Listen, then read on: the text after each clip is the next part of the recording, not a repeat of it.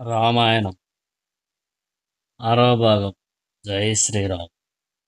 శ్రీ కూర్చొని ఉన్న వశిష్ఠుడు తన మీదకి వస్తున్న ఆ 9 పిల్లల్ని చూసి గట్టిగా ఆ అని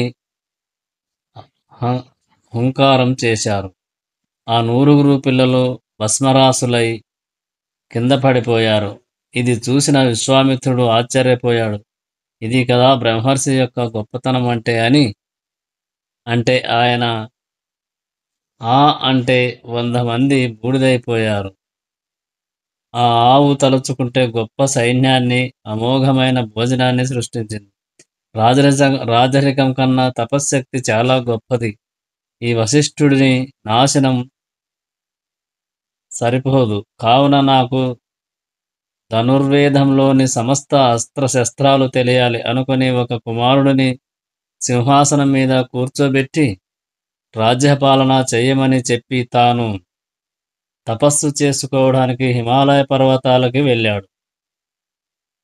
హిమాలయ పర్వతాల మీద మహాదేవుడైన శివుని గురించి ఘోరమైన తపస్సు చేశాడు. అప్పుడు శివుడు ప్రత్యక్షమైన విశ్వామిత్ర, నీ మనసులో ఏ కోరికుందో చెప్పు, ఆ కోరికని నేను తీరుస్తాను అన్నాడు. అప్పుడు విశ్వామిత్రుడు, యది తుష్టో మహాదేవ ధనుర్వేదో మం అన అనగహ అనగ అనగా స అంగ ఉపనిషదః స రహస్యః ప్రధీయతాం. మహాదేవా, నువ్వు నిజంగా నా తపస్సుకు ప్రీతి చెందినవాడవైతే నేను ఎవరి దగ్గరికి వెళ్ళి ధనుర్వేదాన్ని ఉపదేశం పొందకుండా నాకు ఆ ధనుర్వేదంలోని అస్త్రాలన్నీ రహస్యాలతో సహా తెలిసిపోయేటట్టు అనుగ్రహించమన్నాడు. శివుడు తదాస్తు అన్నాడు. పౌర్ణమి నాడు చంద్రుడు ఎలా పొంగుతాడో అలా విశ్వామిత్రుడు పొంగిన ఆత్మవిశ్వాసంతో రథమెక్కి వశిష్ఠుణ్ణి ఆశ్రమాన్ని చేరుకొని ఆయన వచ్చేసరికి ఆ ఆశ్రమం జింకలతో, పక్షులతో, ఆవులతో, గురువుల దగ్గర వేదం నేర్చుకుంటున్న శిష్యులతో ఎంతో పవిత్రంగా ఉంది. ఇది చూసిన విశ్వామిత్రుడికి ఆగ్రహం ఎక్కువైంది. కనీసం ఒక మాట కూడా చెప్పకుండా ఆ అస్త్రాలన్నీ ఆశ్రమం మీద ప్రయోగించాడు. ఒక్కసారి భూకంపం వస్తే ఎలా ఉంటుందో అలా అస్త్రాలన్నింటినీ ఒకదాని వెంట ఒకదాన్ని పంపాడు. కన్నుమూసి తెరిచేలోగా ఆ ఆశ్రమం అంతా బూడిదయింది. ఆ ఆశ్రమంలోని గురువులు, శిష్యులు, జింకలు, ఆవులు అన్నీ తలా ఒక దారి పట్టి అరణ్యంలోకి పరుగులు తీశాయి. అప్పుడు వశిష్ఠుడు పారిపోతున్న వారిని, ఆగండి, పారిపోకండి, నేను మిమ్మల్ని కాపాడుతాను అని అన్నారు. ఆకాశం నుండి పడుతున్న అస్త్రాలని చూసి భయపడి అందరూ పారిపోయారు. ఆశ్రమంలో వశిష్ఠుడు ఒక్కడే మిగిలాడు. అప్పుడు విశ్వామిత్రుడు ఆగ్నేయాస్త్రాన్ని ప్రయోగించాడు. ఆ ఆగ్నేయాస్త్రం నిప్పులు కక్కుతూ ఆయన మీదకు వచ్చేస్తుంది. ఇన్ని సంవత్సరాలుగా ఈ ఆశ్రమాన్ని పోషించాను. ఇవాళ నీ ఆవేశానికి ఈ ఆశ్రమం బూడిద చేశావు అని వశిష్ఠుడు తన బ్రహ్మదండం పట్టుకొని కింద కూర్చున్నాడు. ఆయన ఆ బ్రహ్మదండాన్ని అలా పట్టుకొని ఉంటే అది ఎలా ఉందంటే సమస్త లోకాలని శాసించగలిగే యమదండాన్ని పట్టుకున్న యముడిలా పట్టుకున్నారు.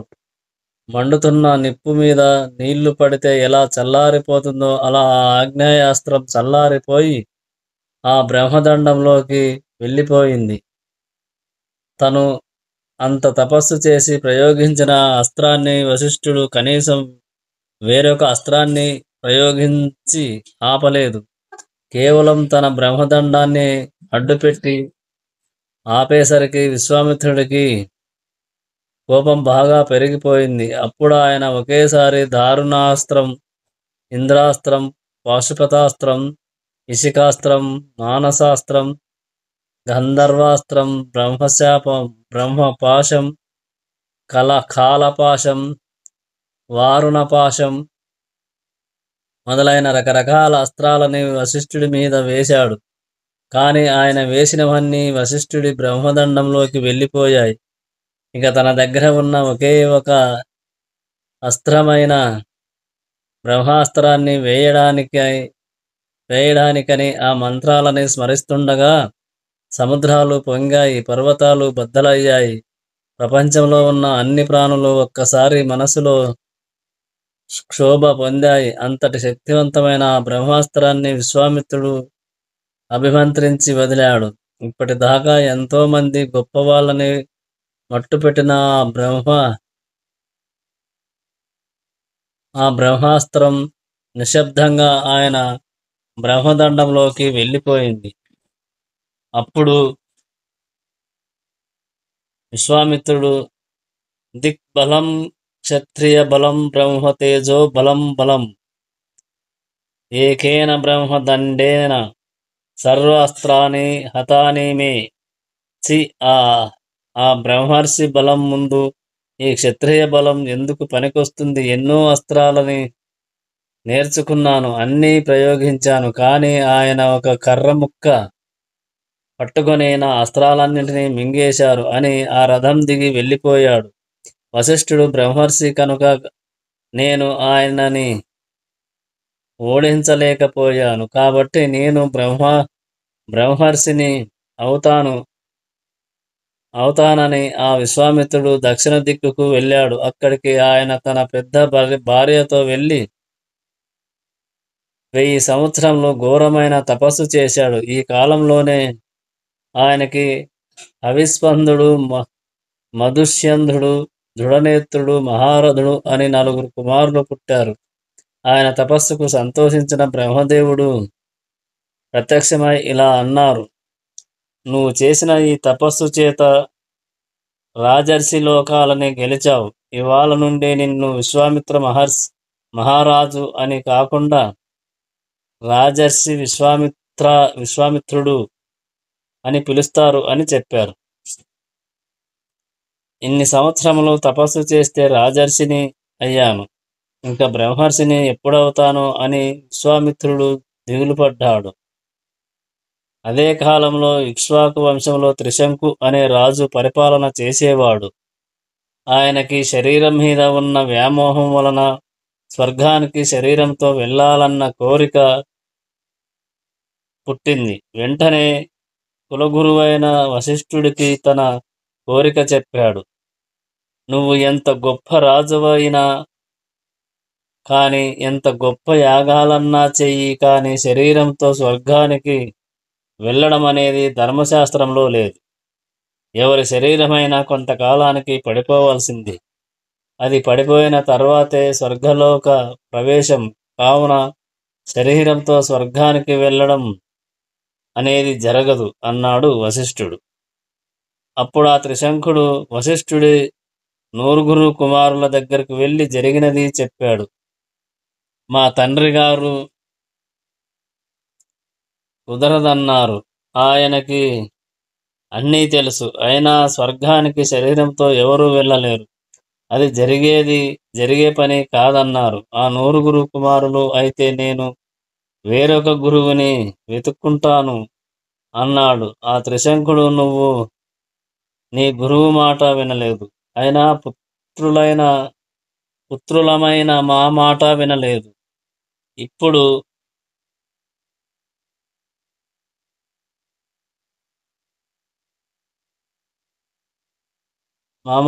ఇప్పుడు వేరొక గురువుని వెతుక్కుంటాను అంటున్నావు. నీకు ఇలాంటి దుర్బుద్ధి పుట్టింది కనుక నువ్వు చండాలుడివి అవుతావని శపించారు.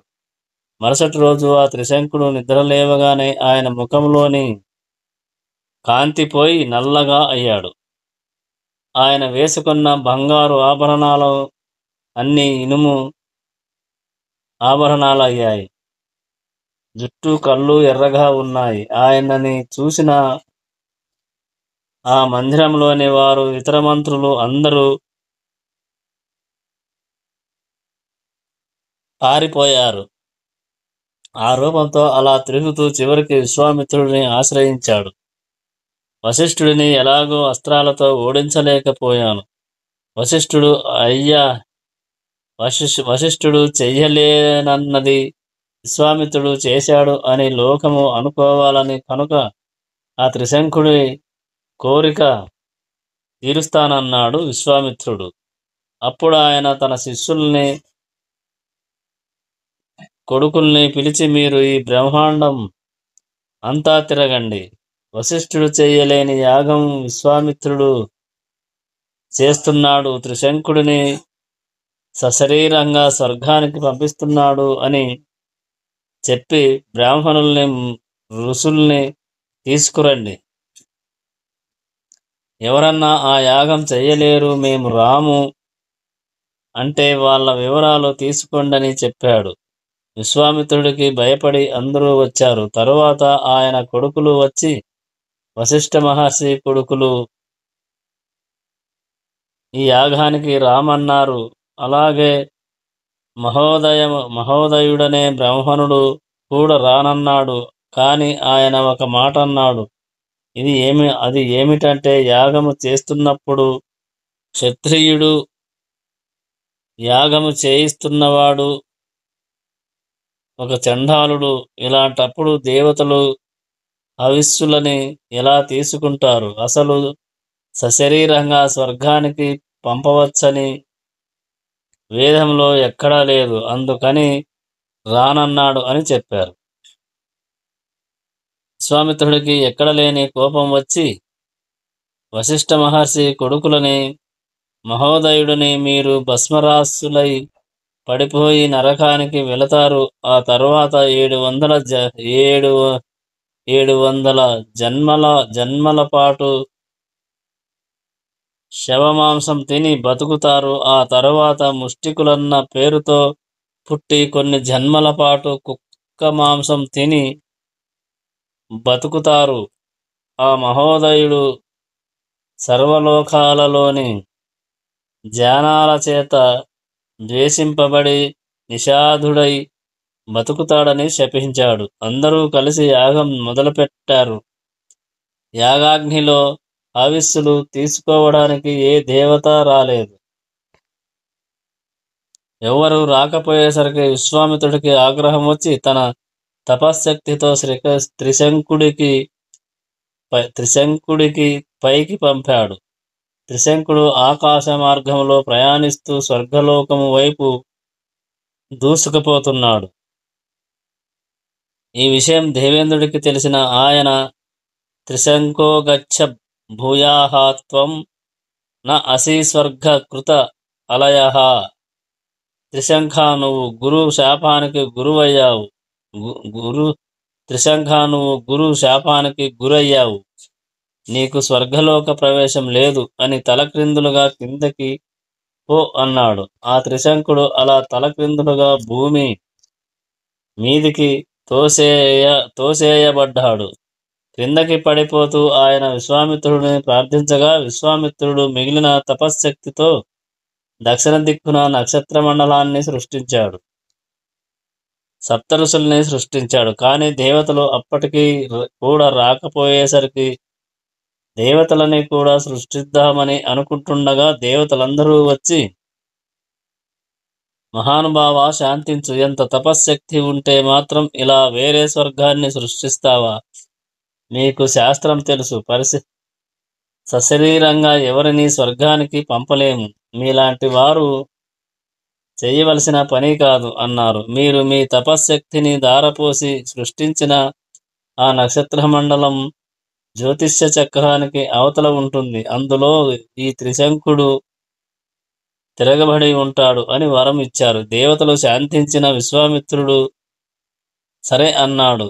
తనకి ఇక్కడ మనశ్శాంతి లేదని ప్రశాంతంగా తపస్సు చేసుకోవడానికి ఆయన పశ్చిమ దిక్కుకి వెళ్ళారు. పశ్చిమ దిక్కున విశ్వామిత్రుడు మహోగ్రమైన తపస్సు చేయడం మొదలుపెట్టాడు. అదే కాలంలో అయోధ్య నగరాన్ని అంబరీషుడనే రాజు పరిపాలన చేస్తుండేవాడు. ఆయన అశ్వమేధ యాగం చేసి వదిలిపెట్టిన గుర్రాన్ని ఇంద్రుడు తీసుకెళ్ళిపోయాడు. అశ్వం దొరకకపోతే తనకి మంచి జరగదని అని మహర్షులు చెప్పారు. కాని అశ్వానికి బదులుగా ఒక మనుష్యుడిని తీసుకువస్తే యాగాన్ని పూర్తి చేయవచ్చు అన్నారు. ఇది కూడా న్యాయంగా తీసుకురావాలన్నారు.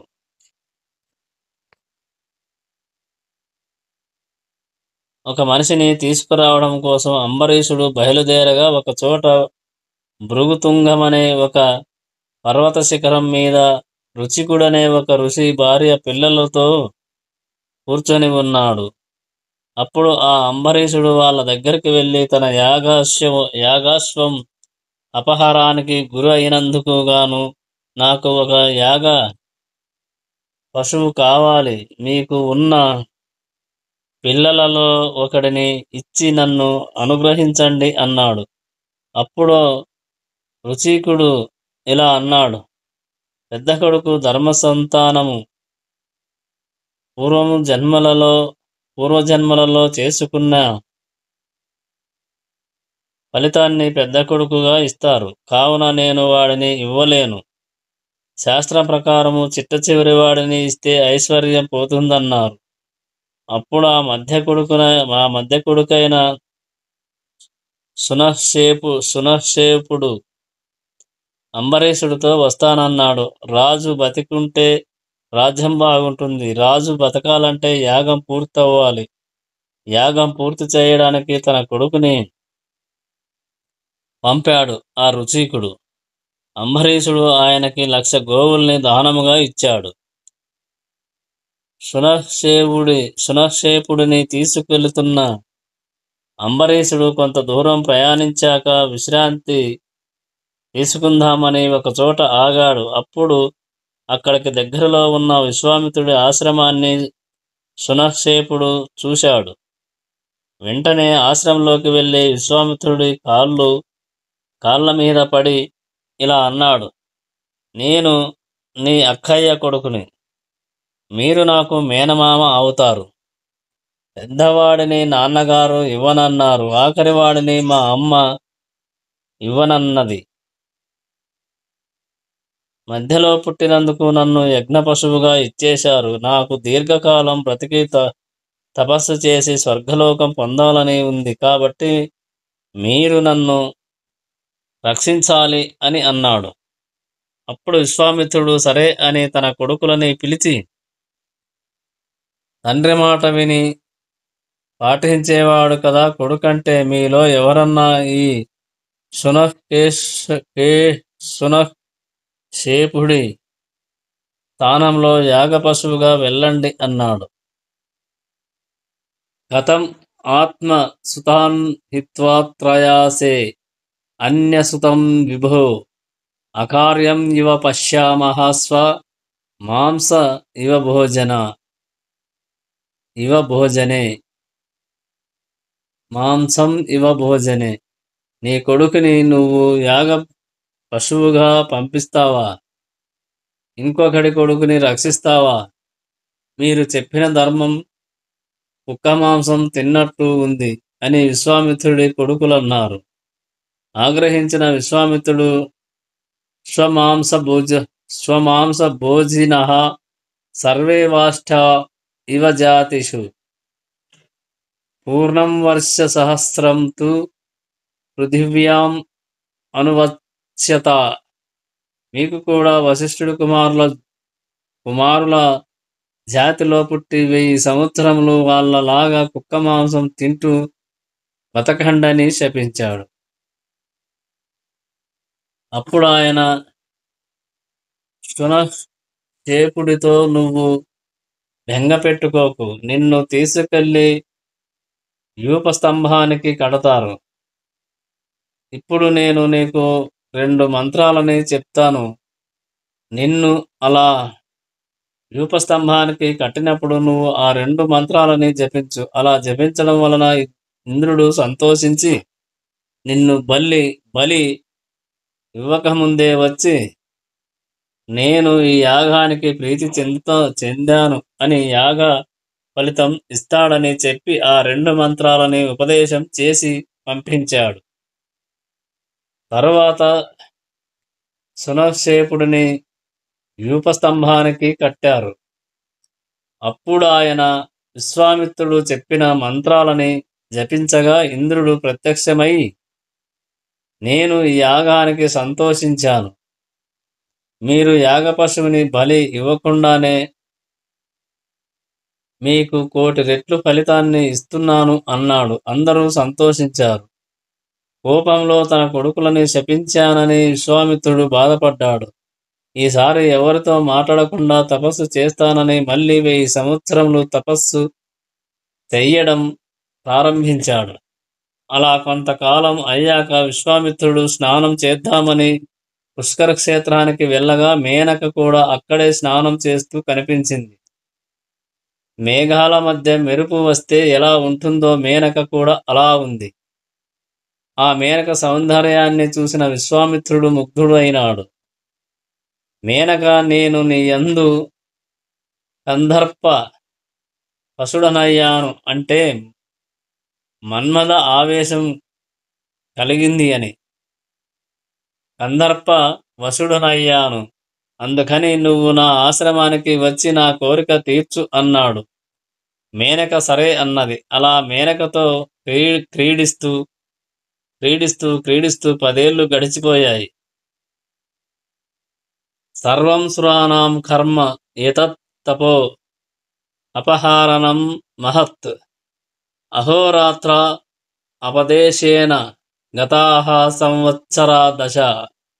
10 సంవత్సరాల తర్వాత విశ్వామిత్రుడికి అసలు తను ఎందుకు రాజ్యాన్ని విడిచిపెట్టి వచ్చాడో గుర్తొచ్చింది.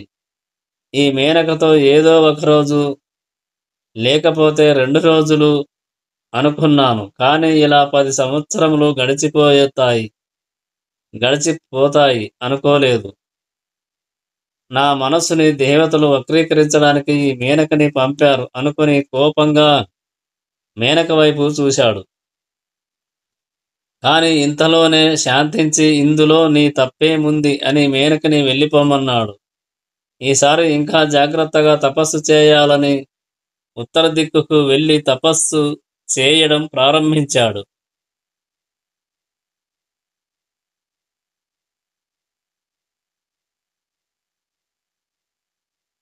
ఉత్తర దిక్కున కౌశికి నది పక్కన కూర్చొని ఘోరాతి ఘోరమైన తపస్సు 1000 సంవత్సరములు చేశాడు.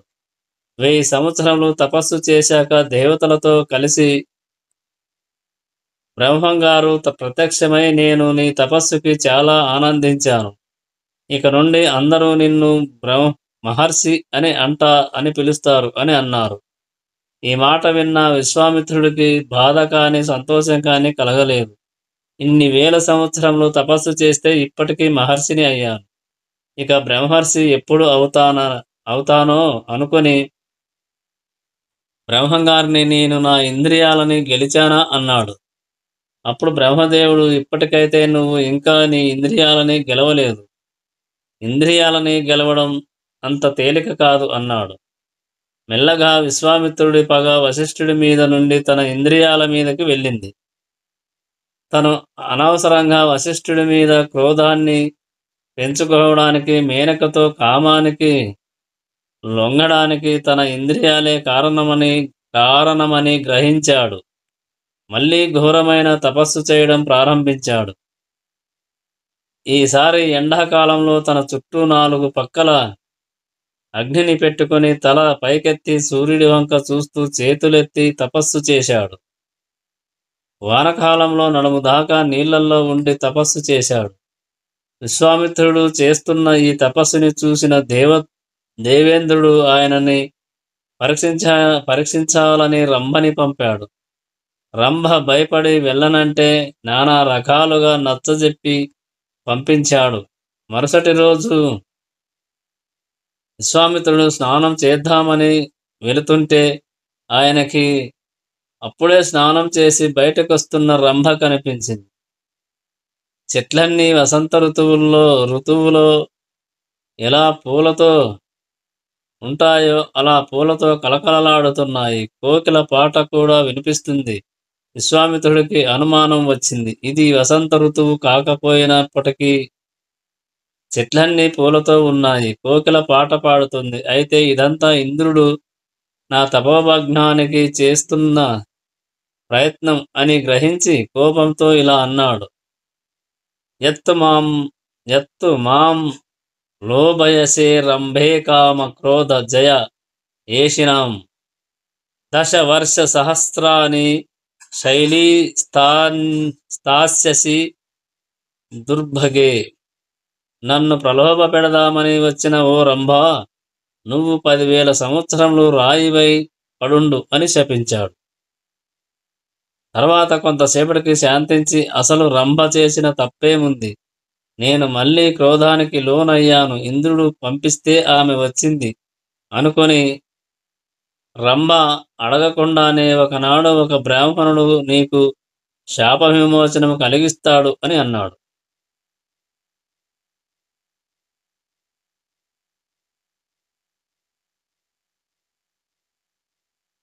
విశ్వామిత్రుడు తన ఆశ్రమానికి వెళ్ళి ఆలోచించాడు. నా శత్రువులు ఎక్కడో లేరు, నాలోనే ఉన్నారు. ఈ కోపము కామము నాకు కలగడానికి నా మనస్సు కారణం.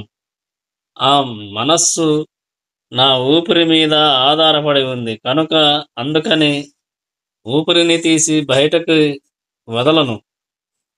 కుంభకం యోగాలో ఒక ప్రక్రియ. కుంభకం చేస్తాను. అలాగే ఈ శరీరానికి అప్పుడప్పుడు కోరికలు కలగడానికి కారణం నా శరీరానికి కొంచెం దృఢత్వం ఉండడం వలన. కనుక కుంభకం చేస్తే నా శరీరం ఒక పుల్లలా అవుతుంది అని తూర్పు దిక్కుకి వెళ్ళి బ్రహ్మాండమైన తపస్సు మొదలుపెట్టాడు. అలా 1000 సంవత్సరములు కుంభకంలో ఉండి తపస్సు చేసేసరికి ఆయన శరీరం ఒక పుల్లంతా సన్నగా అయింది. తన శరీరాన్ని నిలబెట్టుకోవడానికి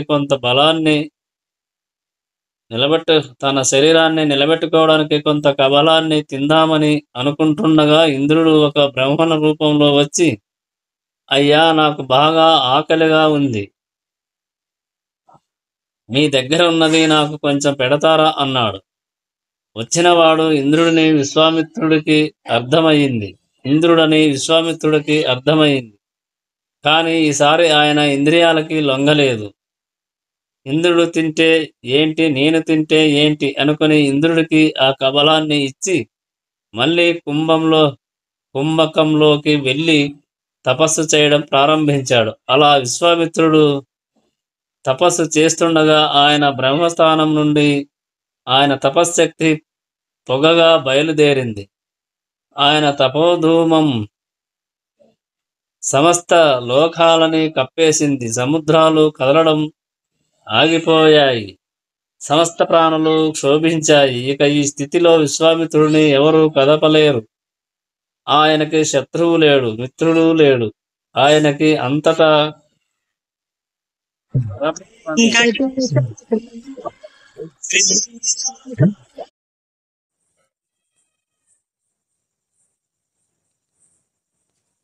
విశ్వామిత్రుడు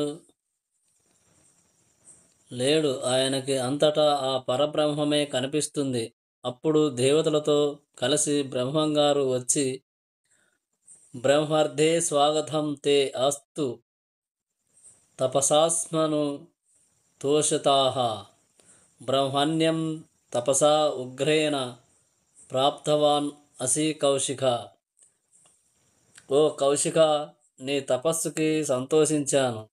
నువ్వు బ్రహ్మర్షివయ్యావు. దేవతలందరితో కలిసి నేను నిన్ను బ్రహ్మర్షి అని పిలుస్తున్నాను. నీకున్న సమస్త కోరికలు తీరుతాయి. నువ్వు దీర్ఘాయుష్మంతుడవై జీవిస్తావు అన్నారు.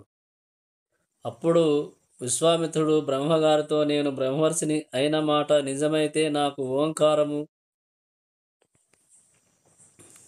వషట్కారము వాటంతటా అవి భాషించాలి అన్నాడు. ఓంకారము, వషట్కారము భాషిస్తే తాను ఒకరికి వేదం చెప్పడానికి అర్హత పొందుతాడు. అలాగే తాను కూర్చొని యజ్ఞం చేయించడానికి అర్హత పొందుతాడు. ఎందుకంటే విశ్వామిత్రుడు పుట్టుక చేత క్షత్రియుడు కనుక. అలాగే ఎవరి మీద కోపంతో నేను బ్రహ్మర్షిని అవ్వాలన్న పట్టుదలతో ఇన్ని సంవత్సరములు తపస్సు చేశానో ఆ వశిష్ఠుడితో బ్రహ్మర్షి అని పిలిపించుకోవాలని ఉందన్నాడు. బ్రహ్మంగారు సరే అన్నారు. అప్పుడు దేవతలు వశిష్ఠుడిని తీసుకురాగా ఆయన విశ్వామిత్రుడిని చూసి బ్రహ్మర్షి విశ్వామిత్ర అని పిలిచాడు. అప్పుడు విశ్వామిత్రుడు ఆ వశిష్ఠుడి పాదములు కడిగి పూజ చేశాడు. ఏ వశిష్ఠుడి మీద కోపంతో ప్రారంభించాడో ఆ వశిష్ఠుడి పాదములు కడగడంతో విశ్వామిత్రుడు బ్రహ్మర్షి అయ్యాడు అని శతానందుడు రాముడితో చెప్పాడు. బ్రహ్మర్షి అవడానికి, కామ క్రోధాలని జయించడానికి మీ గురువు ఎన్ని సంవత్సరములు తపస్సు చేశాడో, ఎంత కష్టపడ్డాడో ఇలాంటి గురువుని పొందిన రామా నువ్వు అదృష్టవంతుడివి అన్నాడు. విశ్వామిత్రుడి కథ విన్న రాముడు పొంగిపోయాడు. అక్కడున్న వాళ్ళంతా విశ్వామిత్రుడికి ప్రాణిపాతం చేశారు. రేపు సూర్యోదయం అయ్యాక ఒకసారి నాకు దర్శనం ఇవ్వండని జనక మహారాజు విశ్వామిత్రుడితో చెప్పి వెళ్ళిపోయాడు. జనక మహారాజు గారికి ఆహ్వానం మేరకు విశ్వామిత్రుడు రామ లక్ష్మణుల సమేతంగా రాజసభకి చేరుకున్నారు. అప్పుడు విశ్వామిత్రుడు జనకుడితో ఇలా పలికాడు.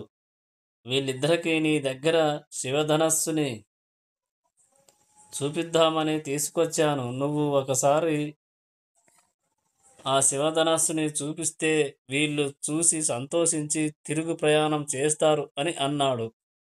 అప్పుడు జనకుడు తనకి శివధనస్సు ఎలా వచ్చిందో చెప్పడం ప్రారంభించాడు.